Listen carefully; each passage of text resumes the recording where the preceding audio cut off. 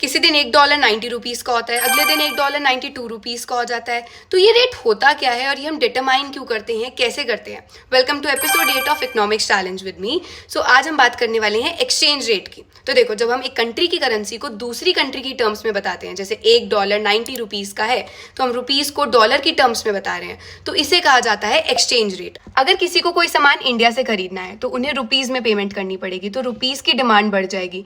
Rupees की demand बढ़ेगी तो रुपीज की वैल्यू बढ़ जाएगी। पर अगर हमें यूएसए से ज्यादा सामान खरीदना है तो फिर डॉलर की डिमांड ज्यादा बढ़ जाएगी और डॉलर स्ट्रांग हो जाएगा, रुपी वीक हो जाएगा। तो इसे हम कहते हैं फ्लेक्सिबल एक्सचेंज रेट, यानी डिमांड और सप्लाई के अकॉर्डिंग जब रेट डिटरमाइन होता है कि रुपीज वैल्यू बढ़ रही है, बढ़ती रहे, घट रही है, घटती रहे। बट अगर गवर्नमेंट कहती है कि नहीं, हमें रुपीस की वैल्यू को डॉलर की टर्म्स में फिक्स रखना है, यानी $1 80 का ही रहेगा, तो अगर रुपीस वीक होगा, रुपीस की वैल्यू गिरेगी, तो क्या कर सकते हैं? तो अगर उस सिनेरियो में रुपीस वीक होगा तो सरकार क्या करती है, अपने पास बहुत सारा गोल्ड या कुछ फॉरेन करेंसीज के रिजर्व्स रखती है, जैसे डॉलर अपने पास बहुत सारा रखती है।